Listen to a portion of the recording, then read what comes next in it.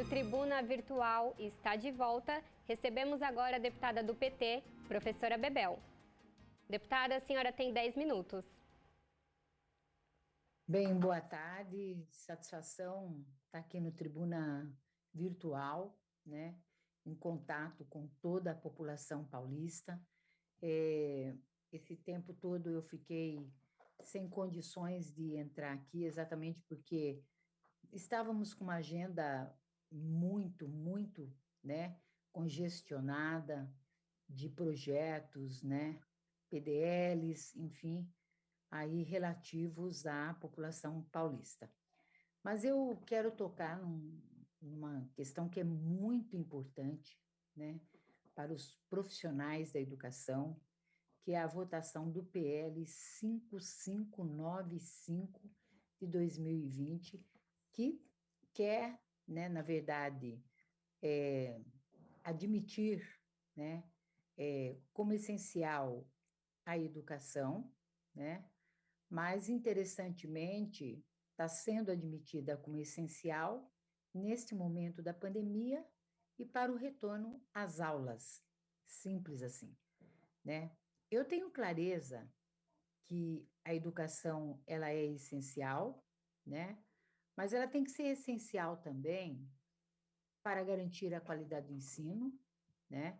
Para garantir que os profissionais da educação tenham, né, salários dignos, sejam tratados com respeito e que tenham, né, aí todas as condições para que desenvolva seu trabalho. Agora, admitir como essencial a educação, só para ter o retorno às aulas, para tirar o peso da cabeça dos senhores secretários da educação, né, que querem retorno às aulas com, né, a pandemia em plena, porque ainda não está controlada, ela ainda está numa estabilidade muito alta, mais de 2.000 mortos, né?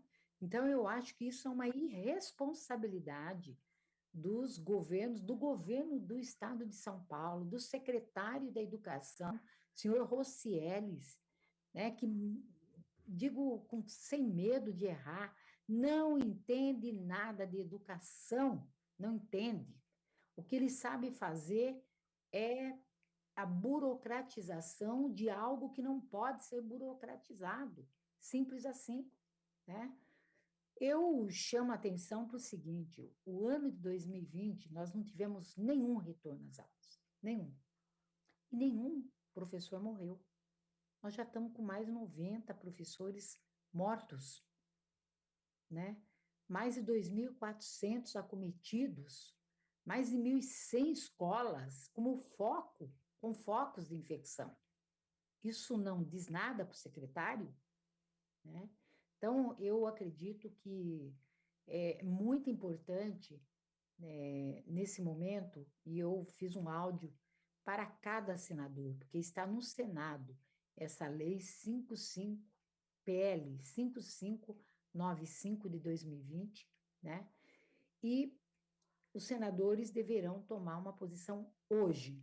Eu mandei um áudio para cada um dos senadores e senadoras, pedindo para que não votem, né, esse PL e que considere, né, o que está na Constituição, que a educação é um direito inalienável, né, porque o que está por detrás deste PL também é o retorno às aulas, mas é também tirar o direito de greve dos profissionais da educação, né?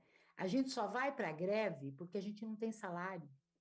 Como pode um professor no estado de São Paulo ganhar abaixo do piso salarial profissional nacional? O piso foi uma conquista dos profissionais da educação, da PUESP, entidade que eu presido, da CNTE, Confederação Nacional dos Trabalhadores em Educação, né? E esse piso não é respeitado aqui. O governador trata o piso como teto. Piso não é teto, é ponto de partida. Nós temos que ter uma carreira. Nós não vamos admitir que o secretário transforme a nossa carreira em subsídio, porque subsídio é quem é eleito, no caso, nós deputados. Nós não temos que ter mesmo outras coisas que não subsídio, tá? Agora, professores, profissionais da saúde, o servidor público que cuida da população paulista, estes têm que ter plano de carreira. E nós vamos nos levantar caso venha algum PL deste para a Assembleia Legislativa, tirando aí, né, levantando qualquer questão com relação à carreira do magistério. Eu quero dizer para vocês que todos aqui estamos na luta pelos aposentados. Eu tenho meu PDL, né, que é o PDL 39, que pede exatamente que pare de cobrar essa injustiça que é feita com os aposentados. Os aposentados já contribuíram. Eu fui a deputada, e podem pegar os vídeos lá, claramente que diz que haveria 3 elementos, segundo quais eram perigosos naquela reforma da Previdência. Primeiro é fazer com que os aposentados tornassem depois de aposentados, a contribuir. Foi o que aconteceu, chama desaposentação. Segundo, o subsídio. E terceiro, tirar qualquer possibilidade de incorporar, né, benefícios que se obtém ao longo da carreira. Todo mundo fala, mas isso aí é mordomia, isso eu não sei, não é mordomia, não. Primeiro que aposentado já contribuiu, e só poderia decretar isso se o passivo atuarial, o que é um passivo atuarial? É uma projeção. E estão aplicando uma projeção sem comprovar que há esse passivo atuarial. Por esta razão é que o meu PDL também tramita na Assembleia Legislativa. Está na linha também dos que podem ser votados, né? E eu quero fazer força para que ele seja colocado em pauta sem demérito dos demais, porque o meu ele faz uma correção. O meu não é só aceitar o do governador é um decreto, tem que mexer com a lei, mais que isto, mexer com o decreto da Secretaria de Planejamento e Gestão Pública. É neste ponto que deve ser mexido. Nós temos que fazer uma luta também, para além desta luta do PDL, mas uma luta política, viu? É uma luta política também, para parar de cobrar, né? Nós temos que forçar, enfim, ir para as ruas, da forma como pudermos ir. Mas nós não podemos admitir que essa injustiça continue acontecendo.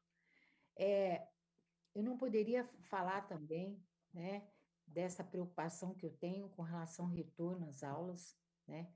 É um momento muito crítico, porque passamos, né?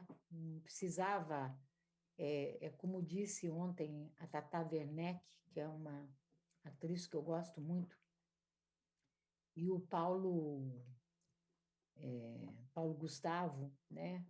Ele foi uma vida entre as 400 mil vidas, né, que se foram exatamente por conta da inoperância, não inoperância, mas da negligência, do desrespeito com a população brasileira, que é o presidente da República, né?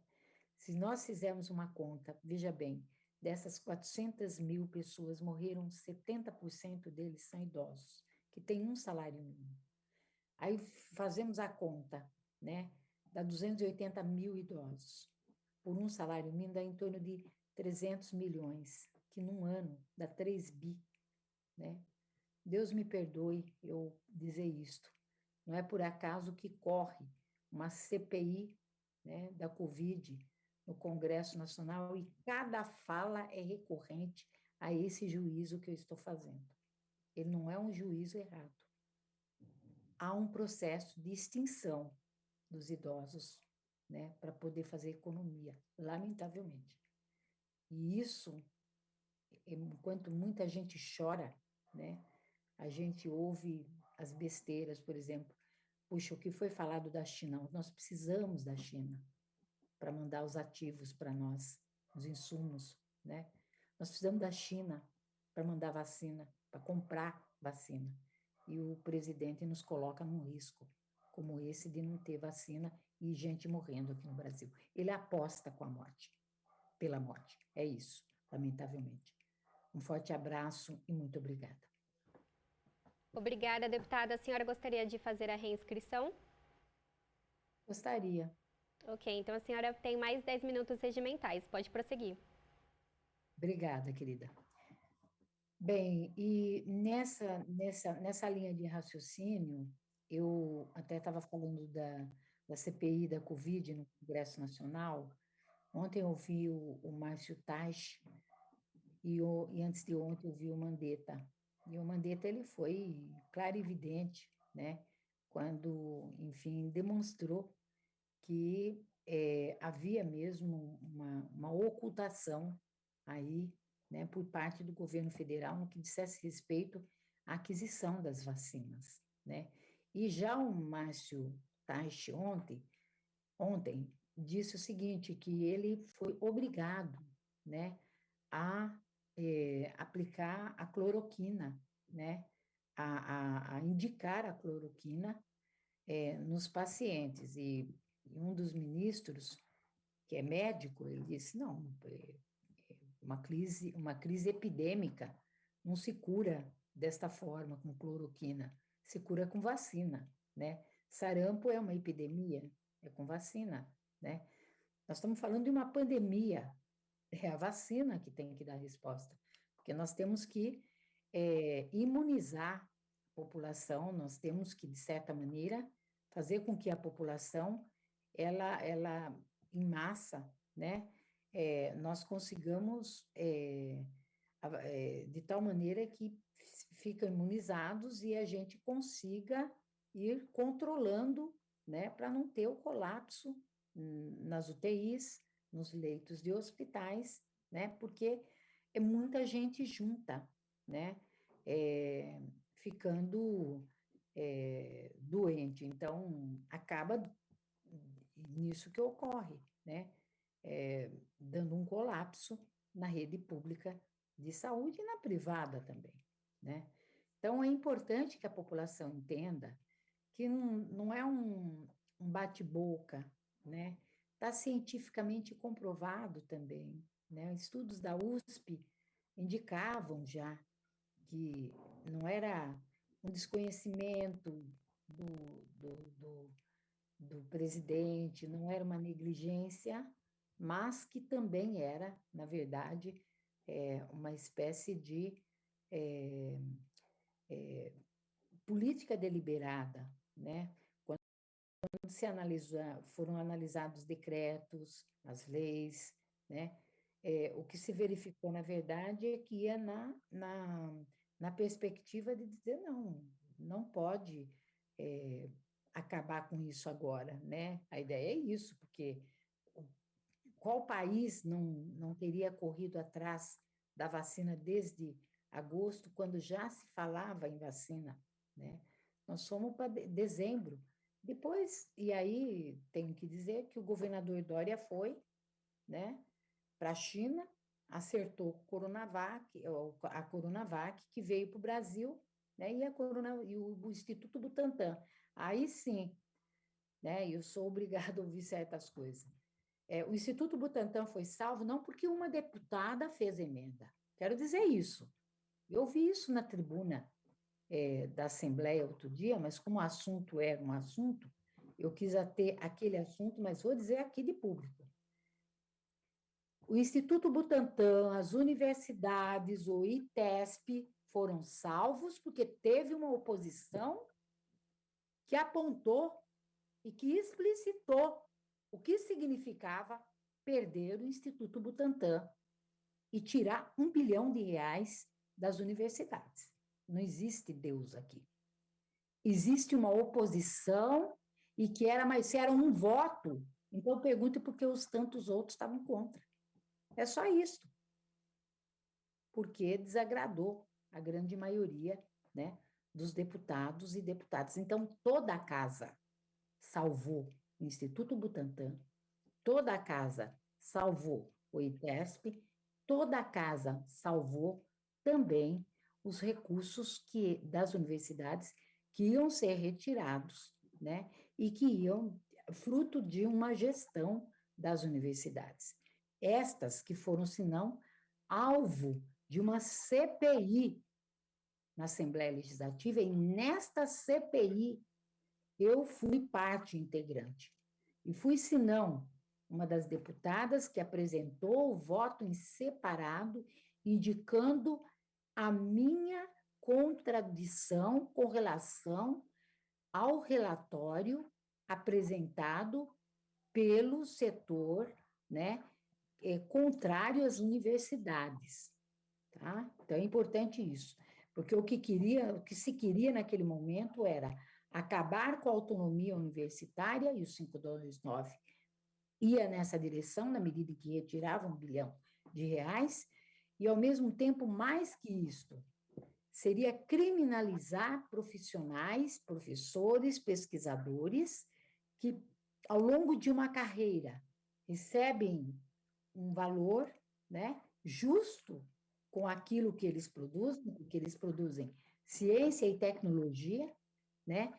E ciência e tecnologia é necessária para que nós possamos nos desenvolver enquanto Estado, enquanto país, e era isso que estava em questão. Aquela CPI, ela foi esvaziada graças ao trabalho da oposição. Era eu, deputada Leci Brandão, né, que estávamos naquela CPI. E nós conseguimos esvaziar.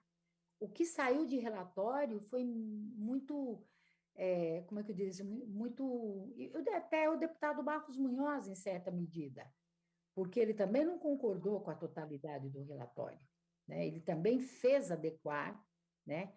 É algo que precisaria para que aquela CPI não saísse criminalizando, né, os profissionais das universidades. Eu, sim, me sinto de alma lavada, junto com a deputada Leci Brandão, né?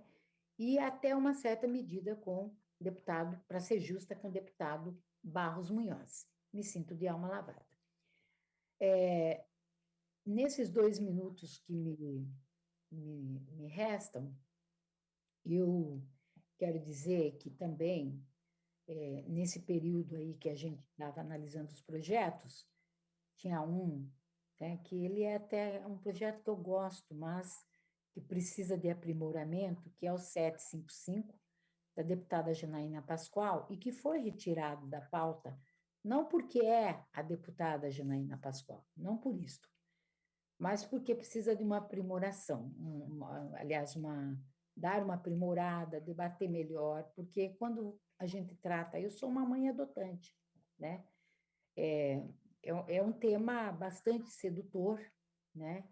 É um tema grande, né? Eu até disse para ela, é até melhor debater, né? Para que a gente possa, em certa medida, aprimorar aquilo que não está contido e que é vontade de entidades, né? Razão pela qual eu assinei, né? A emenda para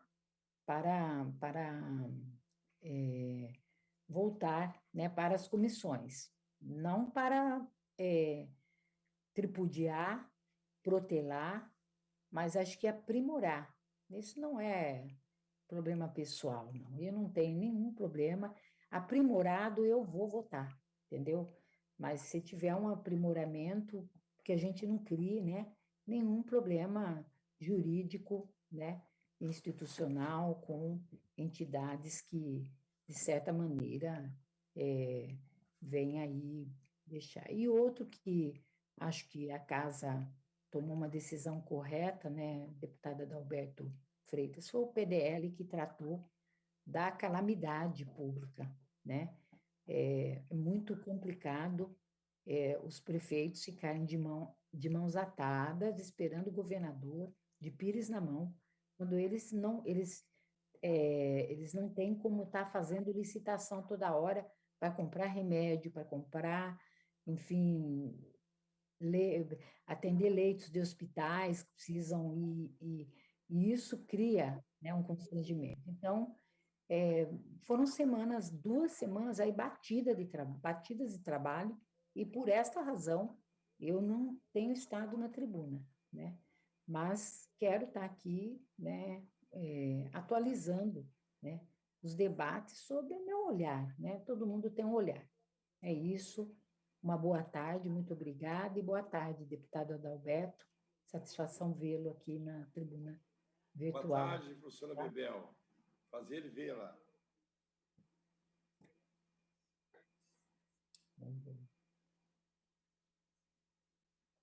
Cinco minutos. Boa tarde, deputado. Boa tarde. Boa tarde a todos aí, o pessoal da Rede Alesp, a tribuna virtual. Boa tarde, professora Bebel. Estava aqui ouvindo o seu discurso, muito bom. Parabéns, tá, pelo seu discurso. E agora eu gostaria, muito rápido, eu estou apoiando uma associação lá do extremo da Zona Sul, que chama a CISA, Associação para a Cidadania, Inclusão Social e Sustentabilidade Ambiental, junto com o Instituto Ibrachina, que é o Instituto Sociocultural Brasil-China, e a APEC, Associação Paulista dos Empreendedores do Circuito das Compras. Nós vamos fazer um grande evento lá social, que agora vai chamar Pedágio Solidário, onde estarão sendo entregues ali cerca de 2,5 toneladas de alimentos, nesse próximo final de semana, no dia 8, que antecede o Dia das Mães. É um local fácil, né? Em frente ao Autódromo de Interlagos, em frente ao portão, na Praça Enzo Ferrari, em frente ao portão 7 do Autódromo de Interlagos. Então, nós pretendemos atingir aí as pessoas aí do extremo da Zona Sul, que estão passando por dificuldades alimentares, pessoas de vulnerabilidade social, e com isso nós vamos estar levando aí, combatendo um pouco a fome aí, que assola aí os extremos nossos da cidade. Então, eu convido a todos a participarem, e que lá vai ser uma ação muito bonita. Eu quero colocar aí agora na tela, permite ali o anúncio desse evento. Só um minuto.